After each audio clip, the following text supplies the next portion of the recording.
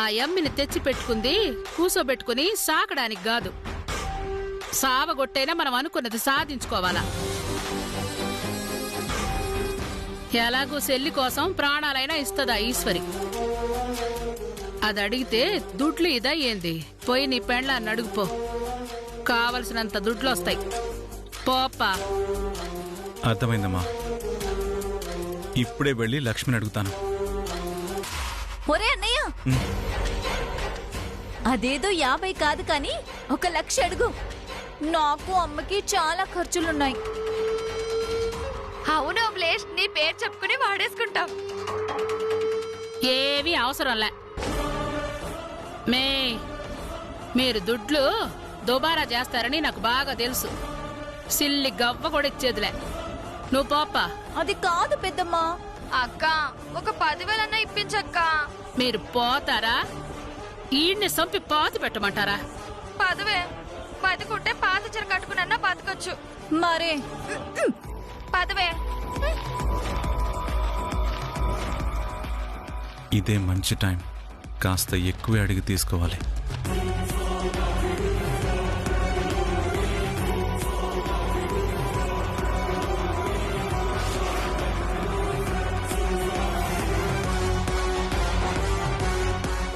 ఆ ఈశ్వరి సెల్లెల్ని భయపెడితేనే అది మాటింటాది.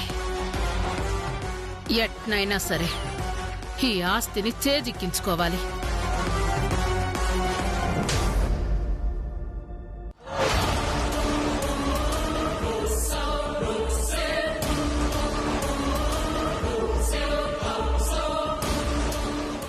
లక్ష్మి,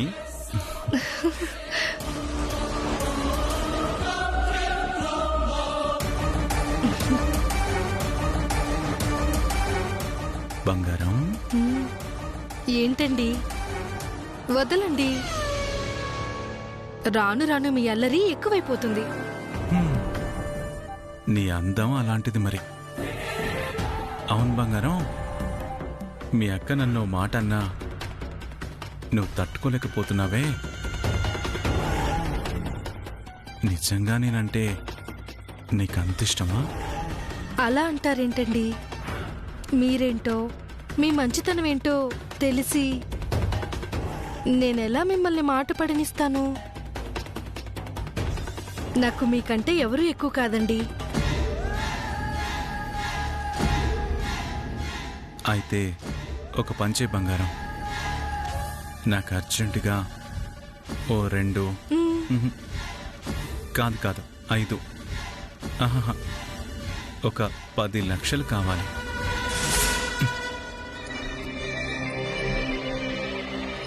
పెళ్ళి మీ అక్కని అడిగి కడిగి పారేసినా సరే తెచ్చివు బంగారం. వెళ్ళు బంగారం, నేను ఇక్కడే వెయిట్ చేస్తూ ఉంటా. వెళ్ళి తీసుకురా. వేళ కోళాలకు కూడా ఇది వేళ కాదండి. అయినా నేను వెళ్ళి మా అక్కని డబ్బు అడగటం ఏంటి? తను అసలే డబ్బు మనిషి అని అర్థమైంది. ఆస్తి కోసం మీ క్యారెక్టర్ని బ్యాడ్ చేయాలని చూసింది. అలాంటిది తన దగ్గరికి వెళ్ళి డబ్బుల కోసం చేయి చాచటమా? నేను కళ్ళలో కూడా ఊహించలేను. ఒకవేళ ఆ పరిస్థితే వస్తే వేరే ఏదైనా మార్గం ఉందేమో చూస్తానే తప్ప ప్రాణం పోయినా మా అక్కని పైసా అడగను. బంగారం, ఎంత కాదన్నా తను మీ అక్క. నువ్వంటే తనకి చాలా ఇష్టం. అందుకే నువ్వు వెళ్ళి 10 లక్షలు తీసుకురాకపోతే నాకు చాలా కష్టం. చాలా అర్జెన్సీలో ఉన్నాను, అర్థం చేసుకో బంగారం. వెళ్ళి తీసుకురా. వెళ్ళు. జోక్ చేస్తున్నారు కదూ?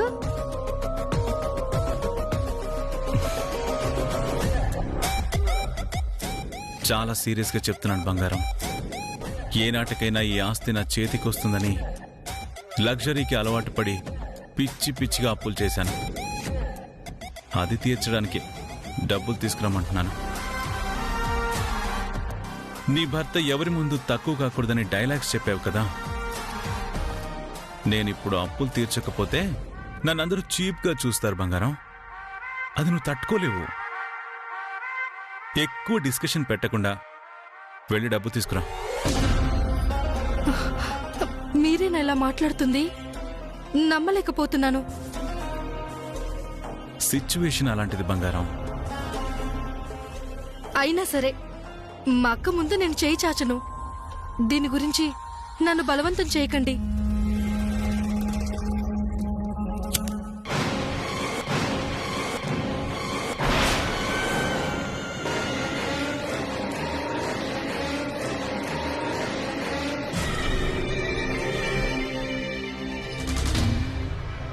నీకు ఈ అలవాటు కూడా ఉందా?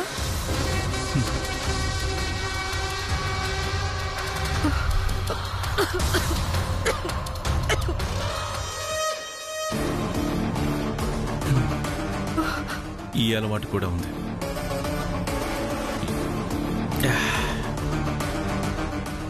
ఇవే కాదు, చెడ్డవాళ్లకుండే అన్ని అలవాట్లు నాకున్నాయి. అంటే మీ గురించి మా అక్క చెప్పిందంతా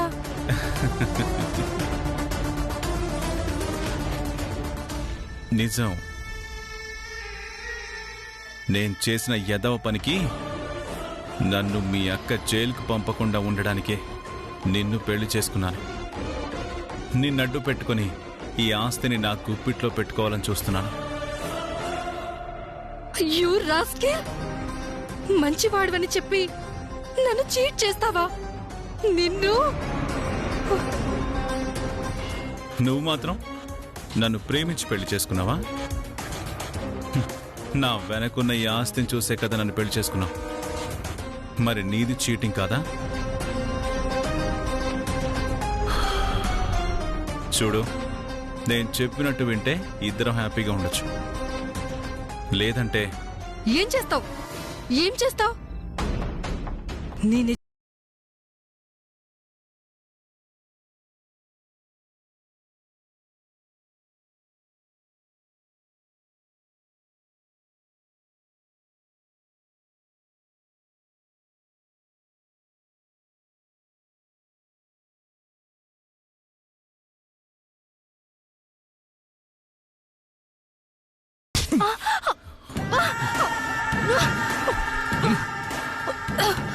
నాకు అడ్డొస్తే నీ ప్రాణాలు తీసైనా సరే నేను అనుకున్నది సాధించుకుంటాను.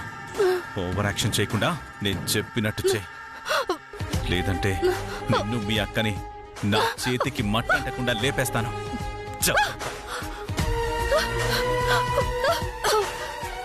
రేపటికల్లా నేను చెప్పిన డబ్బు రెడీ చేయి. లేదంటే నేను చెప్పింది చేసి చూపిస్తాను.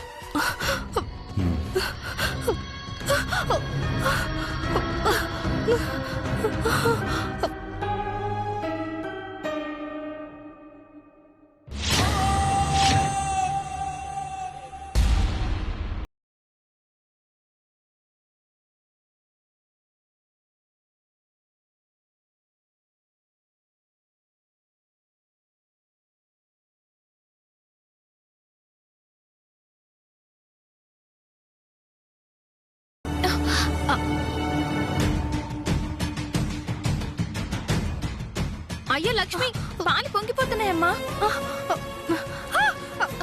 ఏంటమ్మా, చేయకాలిందా? ఏది నన్ను చూడండి.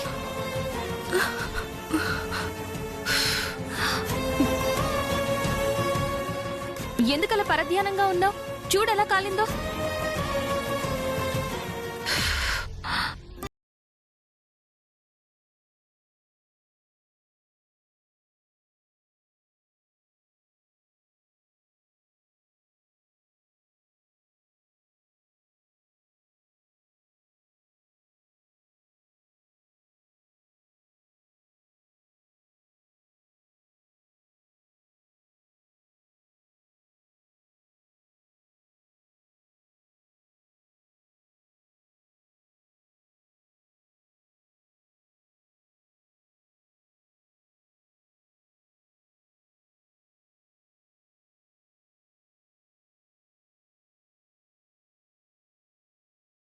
కమిలినట్టు ఎర్రగా ఉంది. లక్ష్మి, ఏదో జరిగిందని నాకు అనిపిస్తుంది. చూడమ్మా, నీపై నాకు ఎలాంటి కోపం లేదు. నీకేం కాకుండా చూడాలన్న తపనతోనే నిన్న మాట అనుంటాను తప్ప దయచేసి ఏం జరిగిందో చెప్పమ్మా. నీకేదన్నా అయితే నేను తట్టుకోలేను.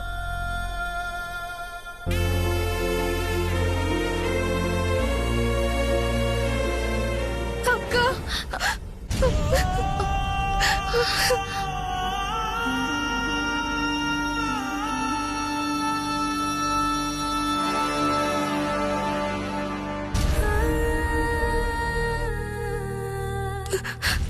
నన్ను క్షమించక్క.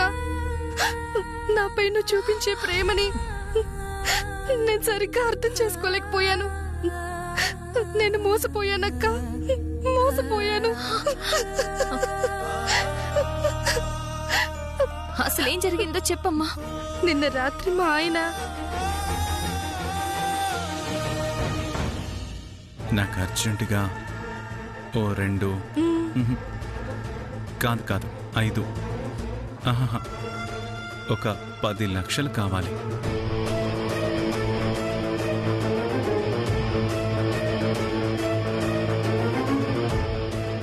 ఈ అలవాటు కూడా ఉంది. ఈ ఆస్తిని సంపాదించటానికి, నిన్ను సాధించటానికి నాపై ప్రేమ ఉన్నట్టు నటించి పెళ్లి చేసుకున్నాడు. ఈ విషయం తెలియక నిన్ను అనరాని మాటలు అన్నాను. ఎంతో బాధ పెట్టాను. నన్ను క్షమించక్క. ఇప్పుడు ఈ విషయం అమ్మా నాన్నలకు తెలిస్తే వాళ్ళు భరించలేరు. అలానే నన్ను అడ్డు పెట్టుకుని నిన్ను ఏదైనా చెయ్యాలని చూస్తే నేను తట్టుకోలేను. అందుకే చచ్చిపోవాలనుకుంటున్నానక్క. నా చావే ఈ సమస్యకి పరిష్కారం. లక్ష్మి, ఏంటమ్మా మాటలు? ప్రతి సమస్యకి చావే పరిష్కారం అంటే ఎలా? మొక్కకు పట్టిన చీడను వదిలించుకోవడానికి మందు కొడతామే కాని మొక్కనే తీసేయలేం కదమ్మా. ఇది అంతే.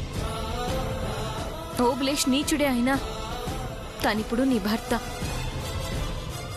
వీలైతే తనని మార్చుకోవడానికి ప్రయత్నించాలి కానీ నువ్వే చనిపోతానంటే తప్పమ్మా. నీ మనసులో కూడా ఆ ఆలోచనని రానివ్వద్దు. ఓబులేష్ని సరైన దారిలో పెట్టడానికి నా దగ్గర ఒక మంచి ఐడియా ఉంది, చెప్తాను విను.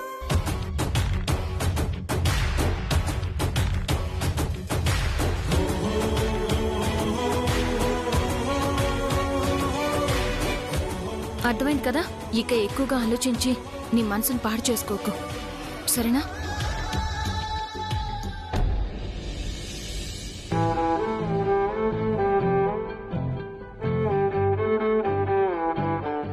చెప్పింది గుర్తుంది కదా?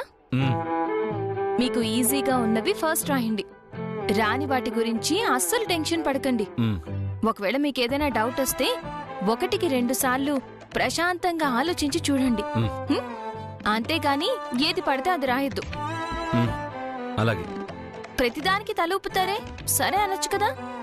సరే. అసలు విషయం చెప్పడం మర్చిపోయాను. హాల్ టికెట్ పెట్టుకున్నారా? నేనెక్కడ మర్చిపోతాను అని నువ్వే కదా నా జేబులో పెట్టావు. అవును కదా? ఓకే. చూస్తుంటే నాకంటే నీకే ఎక్కువ టెన్షన్ గా ఉన్నట్టుంది. ఓ పంచి, నువ్వు నాతో వచ్చే, నీకు టెన్షన్ తగ్గుద్ది, నాకు ధైర్యం వస్తుంది.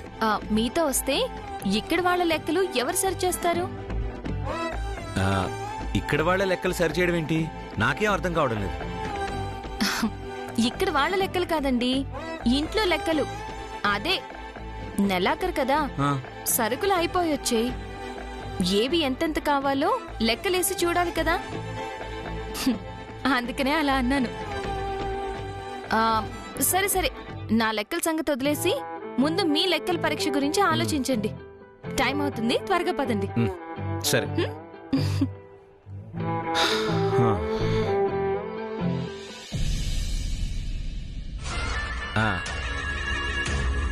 అమ్మా, నేను పరీక్షలు రాయడానికి వెళ్తున్నాను. చాలా సంతోషం అప్పా. నీ పెళ్ళాం కష్టం వృధా పోనీ మాక. బాగా రాయప్పా. అలాగేనమ్మా, వస్తానమ్మా.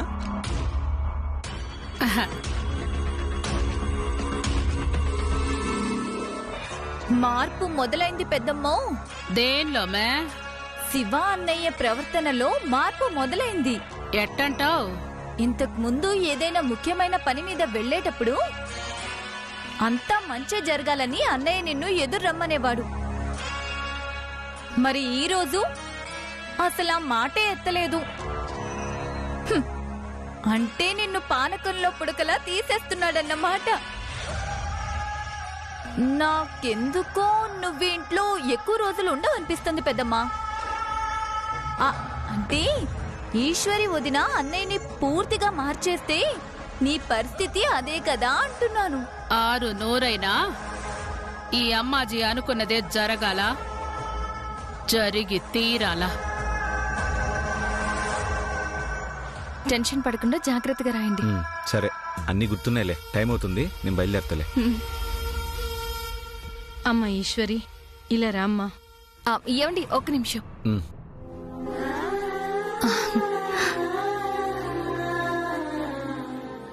ఏంటత్తయ్యా? చదువురాని నా కొడుక్కి చదువు చెప్పి వాడిని ఒక మంచి వ్యక్తిగా తీర్చిదిద్దడమే కాకుండా ప్రయోజకుని చేయాలని చూస్తున్నావు. అందుకే నీ కష్టం వృధా కాకూడదని శివ పరీక్షలు బాగా రాయాలని గుడికెళ్ళి అర్చన చేయించుకొచ్చాను. ఇదిగో ఈ బొట్టు పెట్టి ప్రసాదం తినిపించమ్మా. తప్పకుండా అత్తయ్య. ఈశ్వరి, ఎంతసేపు? టైం అవుతుంది. వస్తున్నానండి. తొందరగా రా.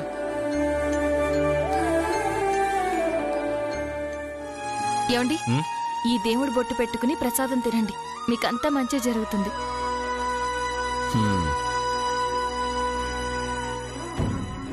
నాకు వీటిపై నమ్మకం లేదు, వస్తాను.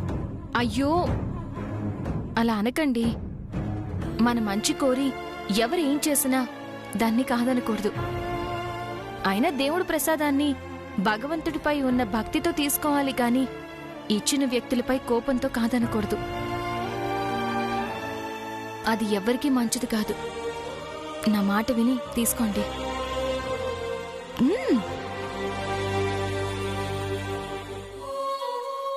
తీసుకోండి. సరే, నువ్వు చెప్పావు కాబట్టి తీసుకుంటున్నాను.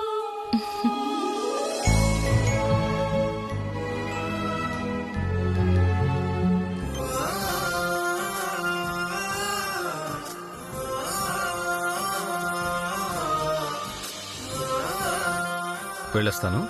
ఆల్ ది బెస్ట్ అండి.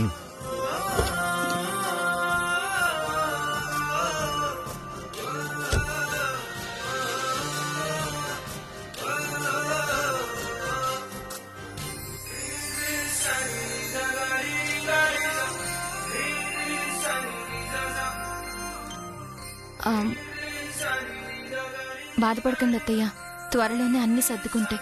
రండి.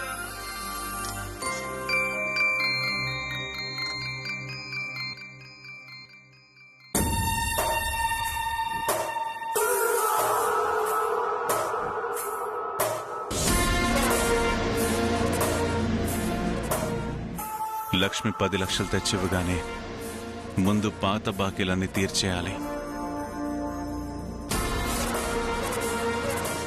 తర్వాత మిగిలిన డబ్బుతో బాగా ఎంజాయ్ చేయాలి.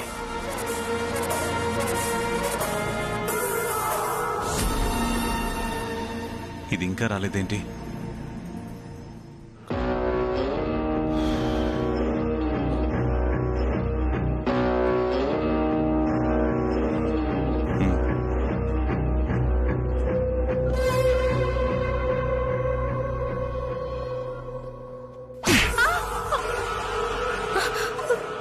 డబ్బులు తీసుకురమ్మంటే కాఫీ తెచ్చావే?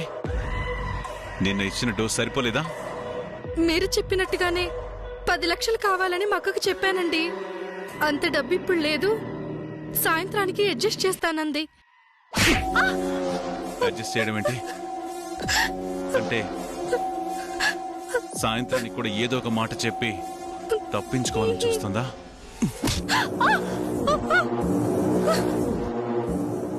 అయినా నాకు డబ్బు చాలా అవసరమని నీకు చెప్పాను కదా. మరి మీ అక్క ఆ మాట అనగానే లేదు మా ఆయనకి డబ్బు వెంటనే కావాలని చెప్పి ఎందుకు తీసుకురాలేదే? అంటే నేను చెప్పింది జోక్గా తీసుకున్నావా? నేను సీరియస్ అయితే ఎలా ఉంటుందో తెలుసా? ఓ బాబు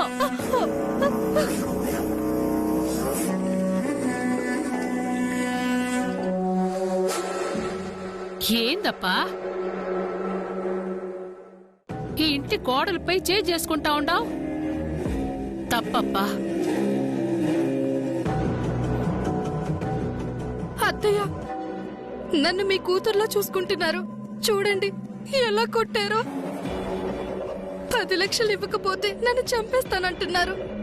తప్పు చేస్తున్న ఆయనకి మీరైనా ఆయనకి బుద్ధి చెప్పండి. ఏందప్పా ఇది? ఈ అమ్మిని భయపెట్టుండానని చెప్పుండావే. మరి ఇంత ధైర్యంగా నా ముందు నీ గురించి చెప్తా ఉండాది? ఇట్ట అయితే ఎట్టప్పా? భయం సాల్లా. నువ్వేం చేస్తావో నాకు తెలీదు. ఈ అమ్మి మన గురించి మాట్లాడనికే గజగజలాడాలా. అట్టా సెయ్.